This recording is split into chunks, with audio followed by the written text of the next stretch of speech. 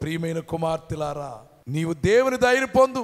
దేవుని దయకు మనము ప్రాప్తులమైతే, ఆయన దయ మన మీద నిలిచి ఉంటే మనకు శుభము. ఎందుకనగా దేవుడు నీకు తోడయ్యున్నాడు.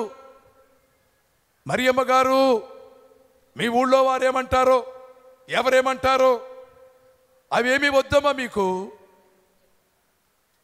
దేవుని దయ కావాలి కానీ ద్వేషించేవారి మాటలు ఎందుకు, దూషించేవారి మాటలు ఎందుకు? నీ గుండెల్లో బళ్ళాన్ని గుచ్చేవారి మాటలు ఎందుకు? నీ కాళ్లకు సంకెళ్ళు వేసేవారి మాటలు నీకెందుకమ్మా? దేవుడు నీకు తోడై ఉన్నాడు. అందుకని దేవా, నీవు ఈ 2025లో నాకు తోడై ఉంటే చాలు తండ్రి. నా బిడ్డలకు తోడై ఉంటే చాలు తండ్రి. నా సంఘానికి తోడై ఉండండి, నా గ్రామానికి తోడై ఉండండి, నా రాష్ట్రానికి తోడై ఉండండి, నా దేశానికి తోడై ఉండండి, నీ ప్రజలకు తోడై ఉండండి. అదే ప్రార్థన మనం చేసుకోవాలి. లోకమంతా దేవుణ్ణి వేడుకుంటే అందరికీ క్షేమం ఉండేది. కానీ వేడుకోలేకపోతున్నారు కనుకనే ఏమిటి ఈ సమస్యలు, ఈ పోరాటములు, ఈ మరణాలు, ఈ దుర్మరణాలు, ఈ భేదాలు, ఈ ద్వేషాలు? ఒకరంటే ఒకరికి ఇష్టం లేదేమిటి? ఎవరు శాంతిగా ఉన్నామని చెప్పుకోలేకపోతున్నారేమిటి? నీవు దేవుని దయ పొందలేకపోతున్న కారణం దేవునికి విరుద్ధమైన పాపములు చేస్తున్నావు. దేవుడు వద్దన్న పండు తిన్నట్టే, చేయొద్దన్న పని చేసినట్టే, వెళ్ళొద్దన్న చోటికి వెళ్ళినందుననే కష్టాలు, ఇబ్బందులకు కారణం దేవుని నిందించుకు. దేవుడు కాదు. నీ దోషమే, నీ తప్పిదమే, నీ తొందరపాటే, నీ పామరత్వమే, నీ అమాయకత్వమే, నీ అజ్ఞానమే నిన్నెవరో తప్పు త్రోవల్లో నడిపించారు. దేవుడు ఎప్పుడు మంచి మార్గాన్నే చూపించే దేవుడు కనుకనే యేసు ప్రభు నేనే మార్గం అన్నాడు. దేవుని దయ పొందితే 23వ అధ్యాయము 4వ వచనము కీర్తన గ్రంథములో వ్రాయబడిన దావీదు గారి మాట చదువుకుందాం.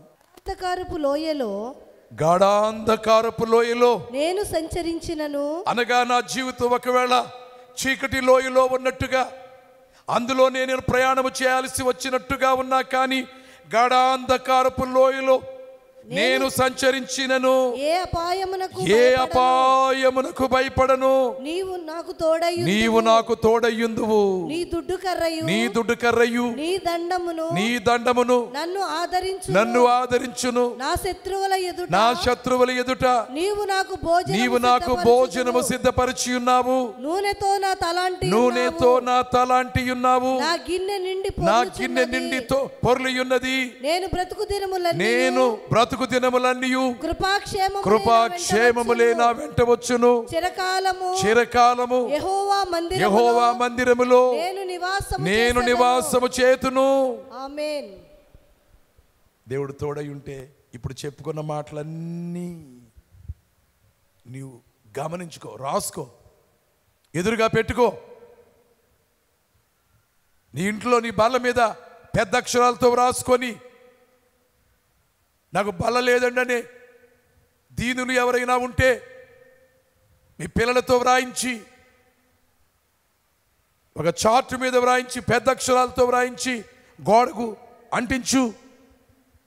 క్యాలెండర్ ఎలాగైతే పెట్టుకుంటున్నామో, నీవు నాకు తోడై ఉంటే వచ్చే ఆశీర్వాదములు ఇవి అని ఈ 23వ కీర్తన గోడకు అంటించుకో, గుండెల్లో దాచుకో.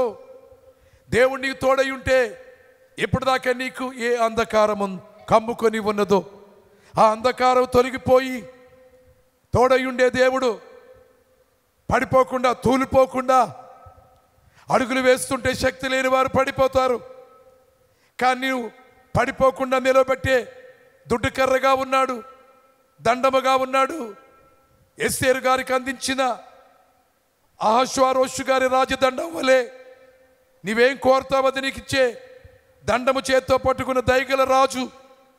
ఆయన తోడై ఉంటాడు, నడిపిస్తాడు, కృపనిస్తాడు, క్షేమాన్నిస్తాడు, మందిరములో ఉంచుతాడు.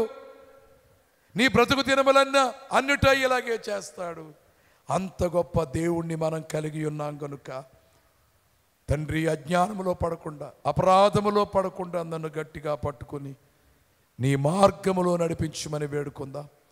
ఎవరైతే ఇలాగు చేస్తారో, ఎవరైతే ఇలాగు నడుచుకుంటారో వారందరి కొరకు దేవుని కృప నిత్యము తోడుగా ఉంటుంది.